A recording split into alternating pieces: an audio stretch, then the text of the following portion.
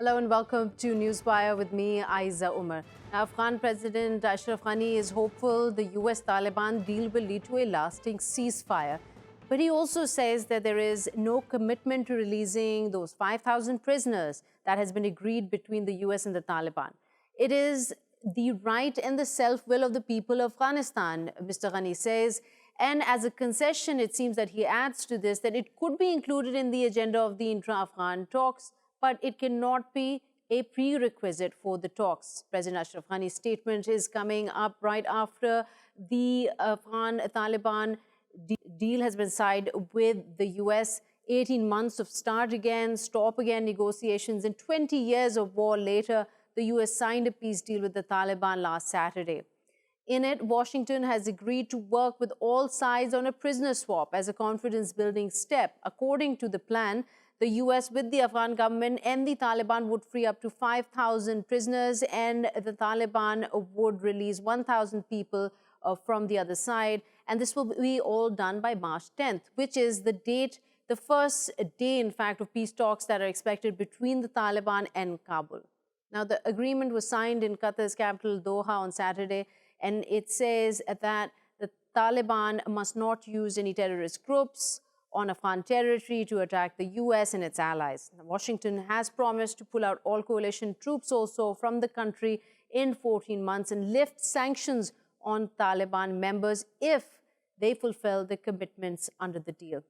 So is peace in Afghanistan within reach? Has the 20-year war come to an end finally? Or is President Ghani's refusal to release prisoners going to prove to be a spanner in the works?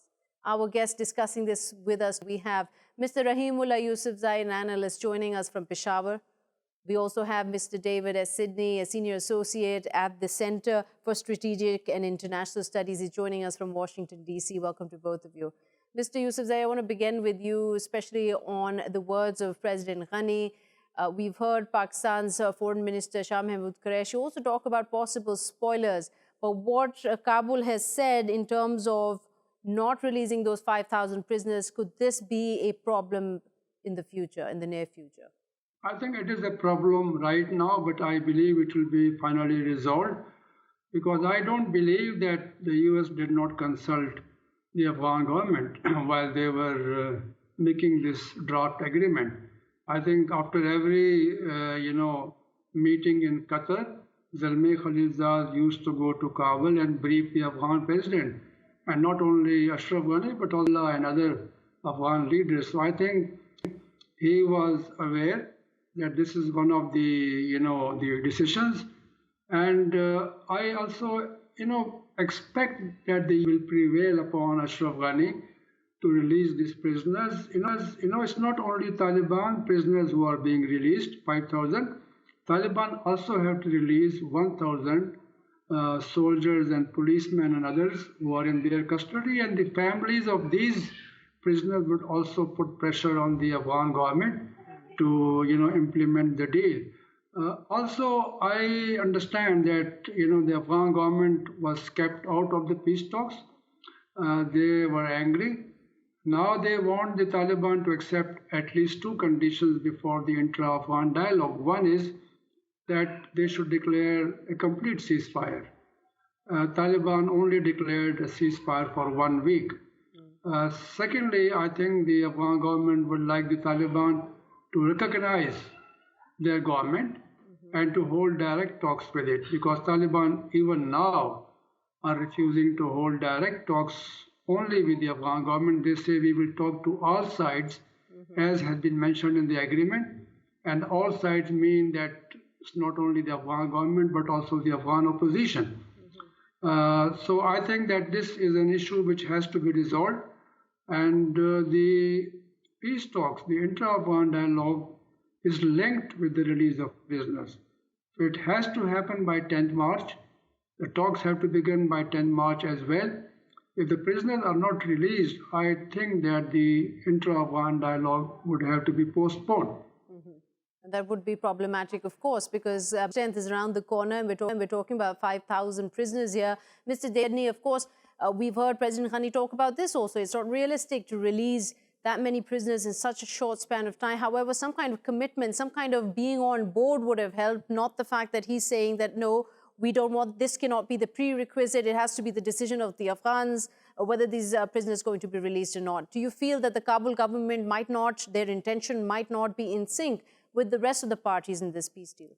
Well, as was just said, there have been some serious issues in these negotiations over the past almost 18 months, and the biggest one of those has been the fact that the Afghan government has not been part of the negotiations. Even though the briefings took place, as discussed, that really was not anything like having the Afghan government at the table. For the Afghan government to make the decision to release the prisoners, they're going to have to be included somehow. Right. It's not clear exactly how that's going to happen, but if it doesn't, then this deal's at risk. This is a very risky deal for many sides. It's been criticized from many sides. In the U.S. Congress, a number of Republicans, led by Representative Elizabeth Cheney, have strongly criticized this deal as not being a good deal for the U.S. So there's a lot of controversy about this deal in the U.S., in Afghanistan, and it's going to require a lot of hard work to make it really work. But Mr. Sedney, do you feel that maybe the criticism coming from Washington, parts of Washington, could also be reflective of the situation on the ground there? Of course, President Trump is facing a lot of hostility as he campaigns for the presidential elections of 2020. Certainly, there is a lot of division in U.S. society and U.S. politics, and the criticisms that we've talked about are part of that. But there's also some very fundamental issues that are left unresolved by this withdrawal agreement. I would not really call it a peace agreement. It's a withdrawal agreement for the U.S. to withdraw its troops. It doesn't really guarantee or assure peace in any way. And those include the status of the Afghan government, the status of the Taliban, the role of women and young people in Afghanistan, who are much different than they were when the Taliban were last in Afghanistan. The Taliban don't seem to really understand that Afghanistan has changed. So there's some huge political, social, and other forces at work here that will have to be addressed in these talks. That's not to say it can't happen. I hope it does. Everybody in Afghanistan wants peace, and I speak a lot with students there. They want peace more than anybody, but they want a just, enduring, and lasting peace, not a surrender. So, Mr. Yusufzai, coming back to something you mentioned earlier, and I want to elaborate, if we may, a little on this. You talked about that it's hard to believe that President Ghani's government might not, that they could not, it's not possible that they weren't part of this negotiations. As you mentioned, Zalmi Khalilzad has been going back and forth and trying to get all parties on board. So, given that it is a realistic expectation that President Ghani was taken all along in this withdrawal agreement, why would he come out and say it at this point, considering the presidential poll results are already being contested by the opposition? Abdullah threatening to come out with his own government. It's a really fragile time for him to be throwing out spoilers like this. He has to show his anger. He has to also keep in mind the public pressure in Afghanistan, pressure of his supporters. He has to speak for Afghanistan, the Afghan government. So it's not something surprising. I think that, he will raise these issues even before this peace agreement. He was saying that we need a complete ceasefire, not a reduction in violence for 1 week, and only then we will hold peace talks with Taliban. The Afghan government also said there should be women, in the delegation which will negotiate peace. If there are no women, we will not take part in it. So they have been coming up with conditions, but you can impose your conditions when you are militarily strong, when you are politically strong. Militarily, the Afghan government is not very strong. Politically, it is now a divided house. Abdullah and Ashraf Ghani again are contesting the results, and there has to be an inclusive national delegation which can negotiate with the Taliban. Right now, we don't see that. Here's the thing, sorry to interrupt. So Yusufzai, something that Mr. David Sedney pointed out, the Taliban don't seem to recognize the needs of the Afghans today, or don't seem to recognize how Afghanistan has changed, especially in context to the women in the role they play in Afghan society. Do you think this in itself could be also a big bone of contention in these upcoming intra-Afghan talks? There are so many issues which are unresolved, and that's why they are holding intra-Afghan talks. Because the issue of human rights, women rights, amendments in the constitution, release of prisoners, the system which will work in Afghanistan in future, whether Taliban will have this democratic transition from an armed group to a political party. These things have to be discussed. And that's why it's good that, this has been mentioned in the agreement that there will be intra-Afghan dialogue. If you remember the Geneva Accords in 1988, they did not have any, section which said what sort of government will be set up in Afghanistan after the Soviet withdrawal. And that became a very big problem because the Afghan Mujahideen started fighting with each other. So I think this agreement seems better than that one, at least, that there is a provision for having an intra-Afghan dialogue. But I think that, if the Afghan government is divided, if there is opposition to Ashraf Ghani's, government, and his election is being contested, I don't expect that these talks can move ahead, because you need to have an inclusive delegation of all the anti-Taliban forces. And they have to sit with Taliban and decide about the future.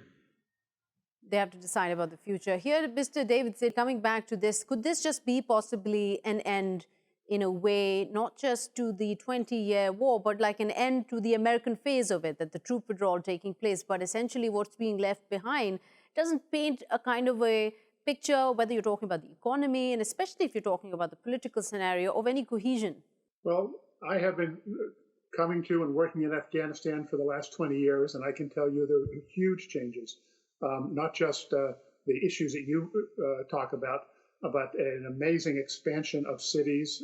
Most Afghans now live in urban areas. The construction in cities is growing rapidly, with buildings and stores being built everywhere. Afghans are really changing their lives. That's something that the Taliban, as I said before, don't have a real clear idea of. The Taliban want to go back to something in the past, 20, 30 years ago. Afghan society as a whole, 80% of Afghans don't want the Taliban there. So you have a real conflict when 80% of the people don't want something and 20% of it do, and the 20% of it that do are willing to use extreme violence. There's a lot of nervousness here about this agreement.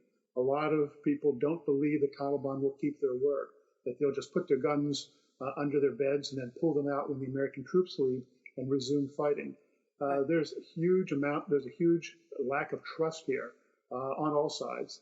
So to make this succeed is going to be very difficult. It's not just a matter of the prisoners. It's a matter of what both sides want out of the talks. And in the end, it's going to be up to the Afghans themselves to decide. But the rest of the world has a big interest in what happens because of the fact that Afghanistan has been a base for terror, has been a place other countries have been attacked from, including the United States. So this whole process is far from resolved. And again, we don't have a peace process yet. All we have is an agreement by the U.S. to withdraw and some words by the Taliban. But there's nothing right now that points towards peace. Peace is going to have to be created by the Afghans themselves. No, even if it's a withdrawal agreement, Ms. Ney, like you said, an interesting point that the Afghans today, there's been a huge sort of spur to development, growth in the cities. 80% of them don't support the Taliban, and yet here we see the critical sort of players negotiating with the Taliban, which has been the impediment to any kind of whether withdrawal or peace in the region. So how does that play out, considering that the government itself, the US government, has barely given any official acknowledgement even to President Ghani's new tenure? That also is a major problem. The politics in Kabul are very complicated. And in many ways, you could argue the fact that the Afghan government has been excluded from the talks has made the government weaker and has contributed to the current tensions among Afghan politicians. So it's a challenge for all of the Afghans involved. And every possibility from a re-eruption of the civil war of the 1990s to a just and lasting peace. They're all on the table. It's a time of great uncertainty. But I will say there's a great deal of hope.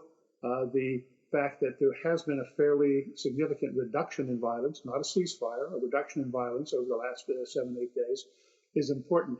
But what happens now, what happens in the next few weeks is of excruciating importance. If the two sides don't sit down by March 10th, then I would expect the war to erupt again. And the United States, as President Trump and Secretary Pompeo said, can always reverse itself. If the Taliban don't keep their word, if the Taliban start fighting again, the U.S. could reverse and keep troops in, or even put more back, keep troops here, or even put more in. So there's a lot of uncertainty here, a lot of challenges, but it is an accomplishment to have gotten where we are today. It's definitely an accomplishment. But at the same time, Mr. Sedney, we disregard the fact that there are possible spoilers here on the horizon as we see the withdrawal agreement progress and hope that it progresses more by March 10th, the first deadline. But as the Pakistan's Foreign Minister Shah Mahmood Qureshi talked about spoilers, both in Afghanistan and outside Afghanistan, and while he was signing an agreement in Qatar, in Doha, he talked about how his meeting with the U.S. Secretary of State, Pompeo, where he discussed that there should be a devising mechanism to identify and blame and shame the spoilers who would play any negative role. In your opinion, what does that spell out to really mean? Well, Pakistan, according to the U.S. government, has been helpful in recent years, or in recent months. So there's also a big job for Pakistan to rebuild its relationship with Afghanistan and the Afghan people. All right. Thank you so much, Mr. David Sedney, joining us from D.C. Coming back to you, Mr. Yusufzai, about that very point that Mr. Sedney raised, that there are right now the Afghans, the majority of them do not support the Taliban, and yet here we see the U.S. having come to some form of an agreement with the Taliban at this point. A lot is being, of course, dependent on March 10th, how that goes forward. What are your big concerns here at this point? Pakistan is a facilitator of the peace process, and it has been acknowledged by the US and many other countries. I know the present Afghan government does not have good relations with Pakistan. They are still suspicious about Pakistan's intentions, but let me tell you that it is in Pakistan's interest that there is peace in Afghanistan. So that's one point. Secondly, we don't really know how many people support Taliban or how many people support the other side. We recently had this election in September, and if you look at it, 1.8 million votes were polled out of 12 million. Ashraf Ghani got less than 1 lakh votes. Right. 900,000 votes. Right. So that is the kind of votes he got, and that is the kind of turnout in the elections. So we don't know really, because as Taliban say, elections were held in the presence of foreign occupying forces. So now if they do accept the democratic process and they make a political party and take part in election, then we will know how much support Taliban have. But yes, I agree, Afghanistan has changed from the 1990s when Taliban were in power for about 6 years. There is now, democracy. 9 elections have been held. Civil society is strong. The parliament is very assertive. We have a free press. So Taliban have to realize that things have changed. And I know this new generation of Taliban, I have met them.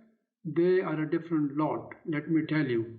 They're educated, they use technology, and they know more about the world. And they also know more about Afghanistan. It's not that Taliban are not living in Afghanistan. They are living even in the urban areas, and they know because, there were celebrations across Afghanistan in many areas after this peace agreement. So I think that, if they don't change, if they don't adjust themselves to the change of Afghanistan, then they will actually lose support. So they have to accept the democratic process. A start had to be made somewhere. Right. Start was that there has to be peace talks. There is no military solution. And the US had to accept the Taliban demand that they should talk directly and keep the Afghan government out for now. That has happened. So at least it's a good beginning, and we could hope that the next stages. Right. It's now up to the Afghans to decide their future.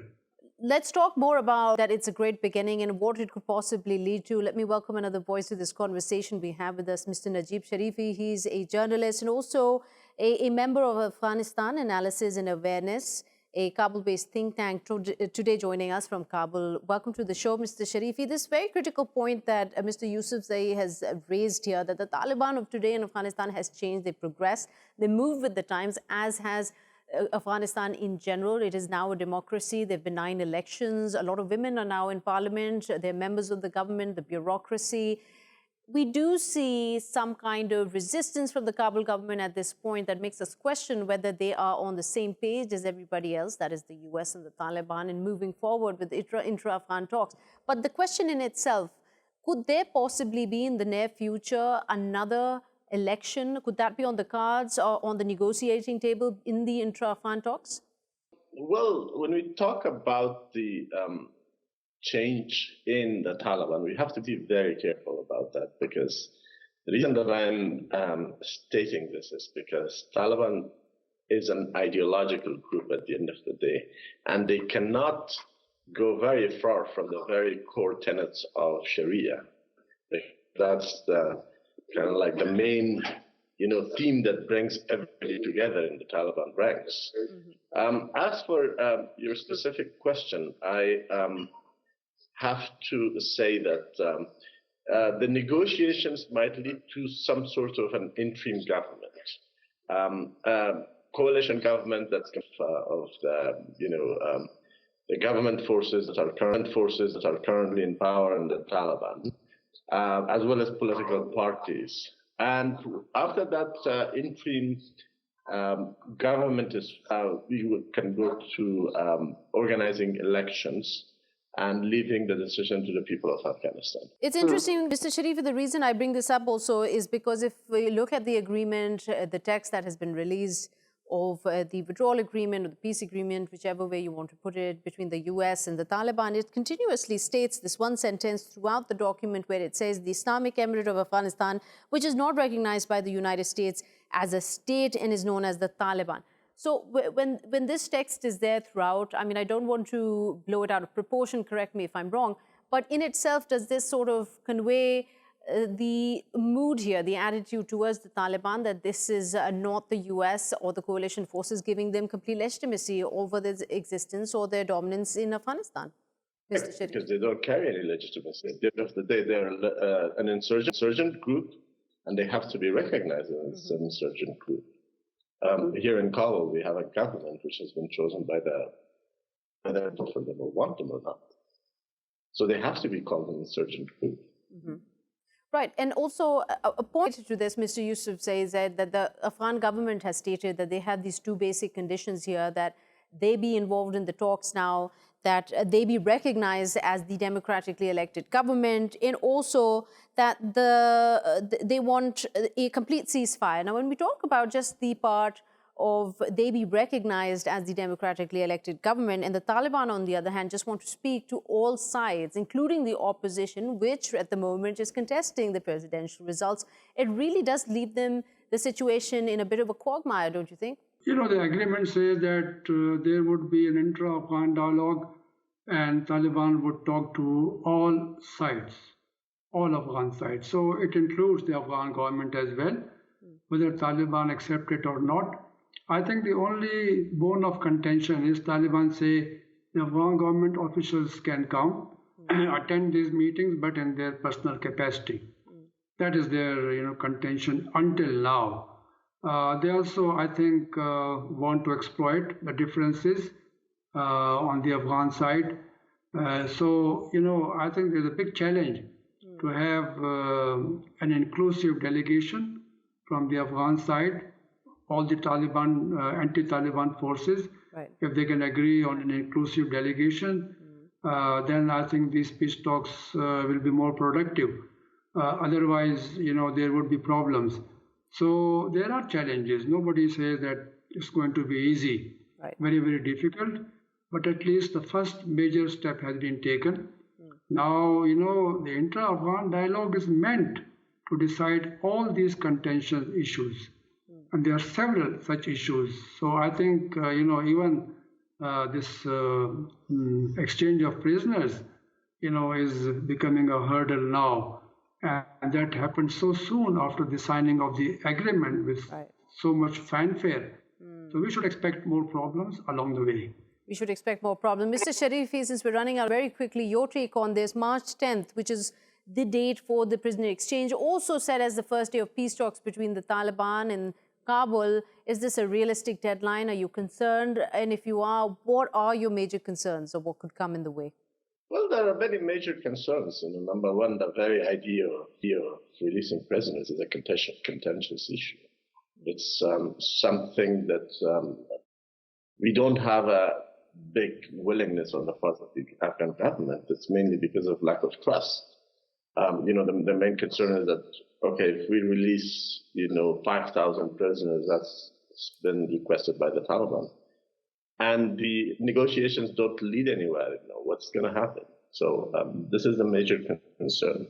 And at the same time, here in Kabul, we have, major disputes among political parties and the government in terms of formation of a delegation that will be negotiating with the Taliban. So I don't think it's a very realistic deadline.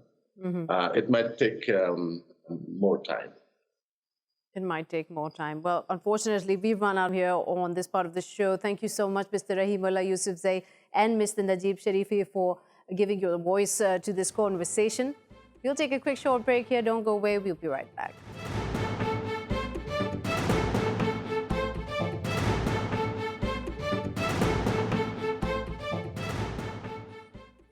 Welcome back to Newswire with me, Ayza Omar.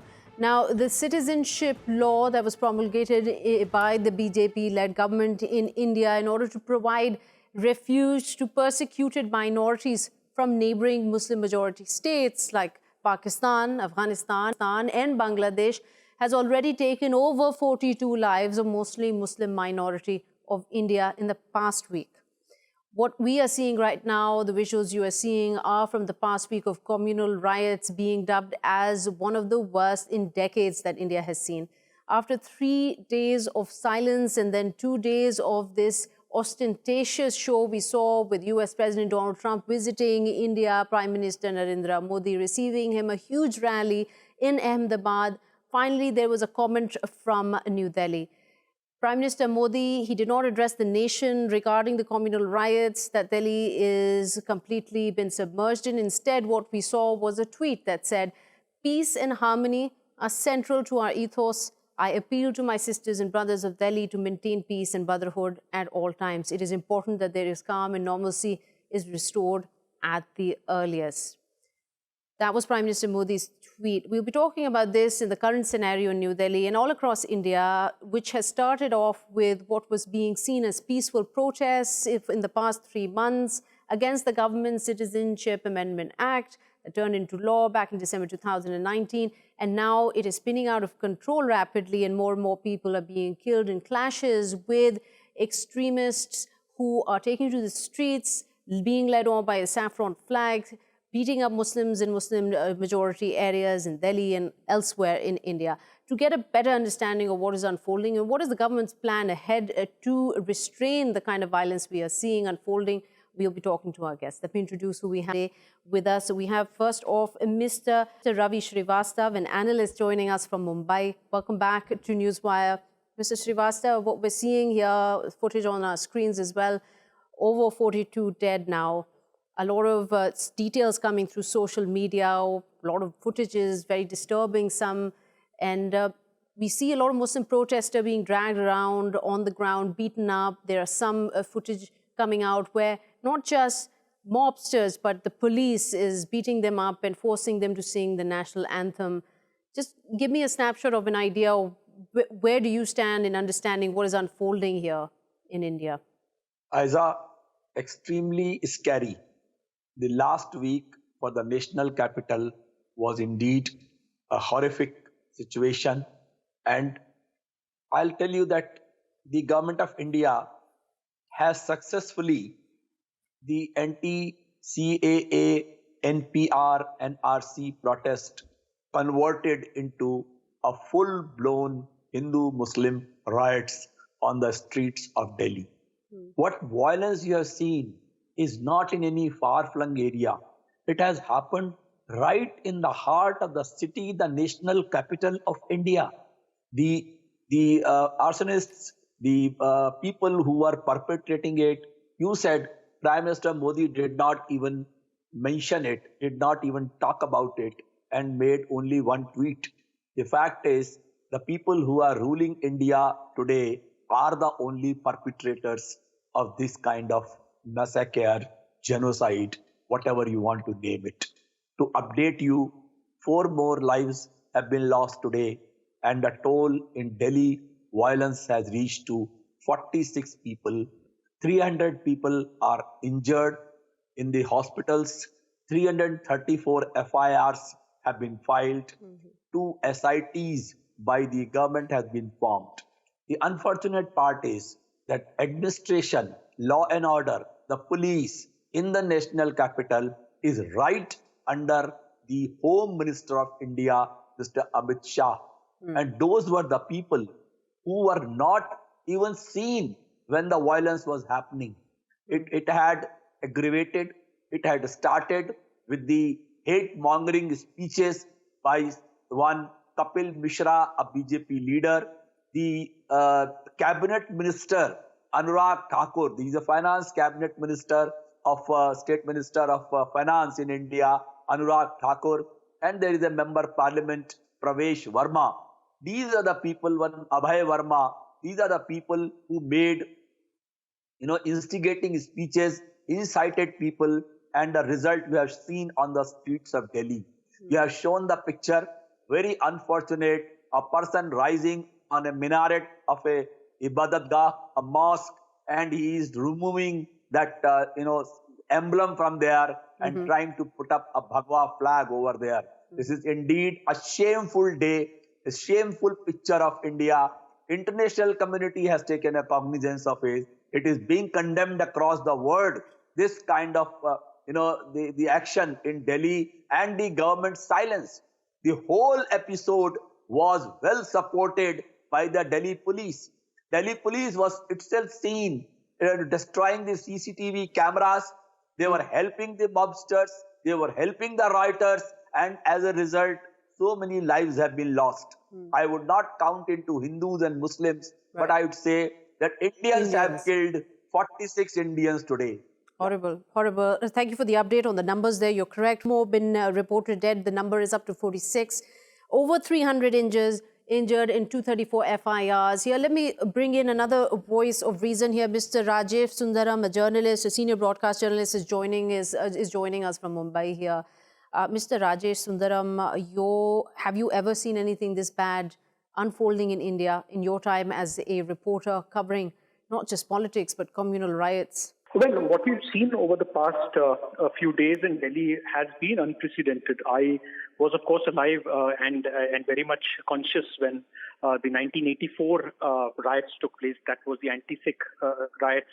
Over 3,006 killed. Never since, yes, never since that have I seen violence, arson, rioting of this scale and magnitude, which has largely gone, especially in the initial days, almost unchallenged, which led to the mounting casualties. Even now, the number of bodies that are being recovered from the ground zero, as it were, is rising by the day.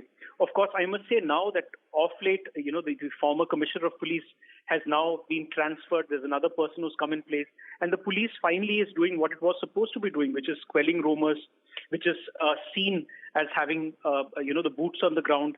But for many observers here, they feel it's too little. And of course, it is very late after so many people have unfortunately died. Coming back to here, Mr. Srivastav, let's ask you this. I mean, a lot of the analysts are talking about, and the protesters on the ground are also blaming BJP leader of Delhi, Kapil Mishra, who they say instigated the violence. He said he threatened that he will clear out the protesters if the police wasn't able to do. But let me ask you this, considering if we just go back a few months, we look at how Jammu and Kashmir, the crackdown, the 5th August, the removal of Article 370, soon after in Assam, we were seeing the kind of reaction that the NRC, the National Registry of Citizens, was getting. And then right in the middle of it all, there was the NPR exercise and Mr. Amit Shah talking about how the NRC, already getting such a harsh reaction, should be a national exercise. And then the last of it, the CAB turning into law, the Citizen Amendment Act, is giving, persecuted minorities refuge in India. I see a pattern. It's hard to believe that this could not be planned. Ayza, the chronology goes a little behind. The fact is that it started in the second term when Mr. Modi won in India with a huge majority and some 303 seats in the parliament.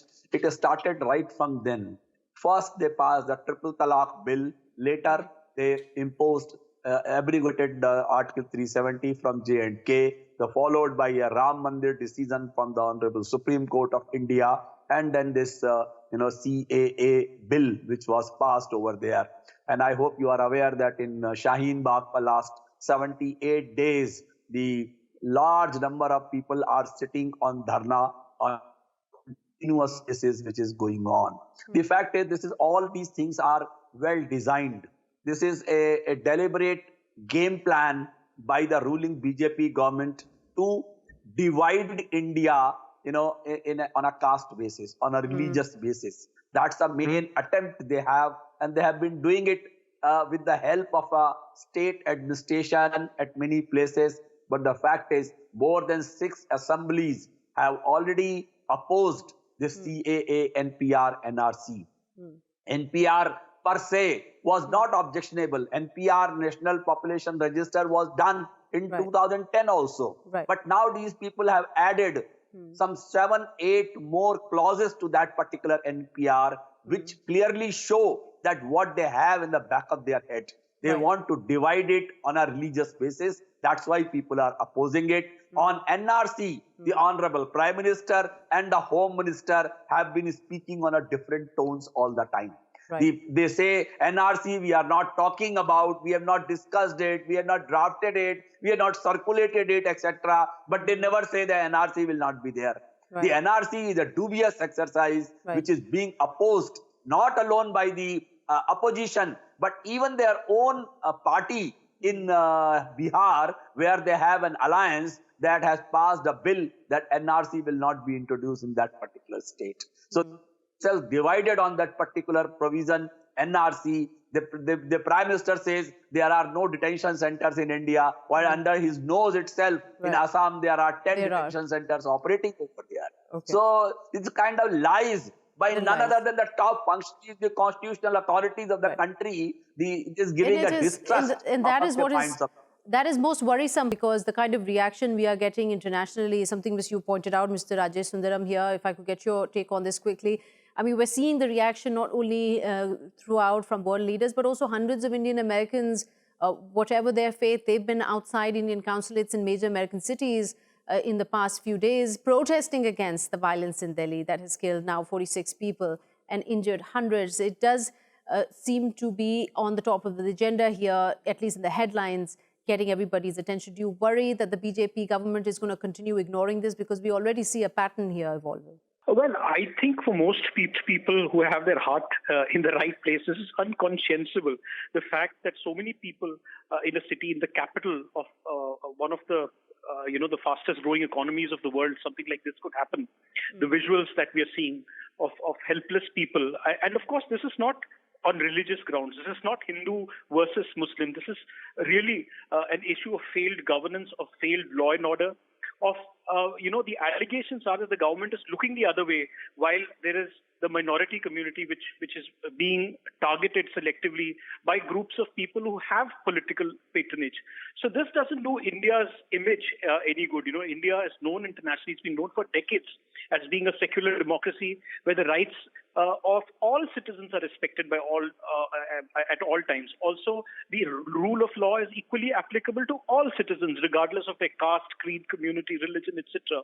That image is taking a beating, and also the fact that the government does not seem to be in too much of a hurry to save that image is also something that is worrying. Why do you think? I must add that it's not just the international community, even civil society within India has protested this.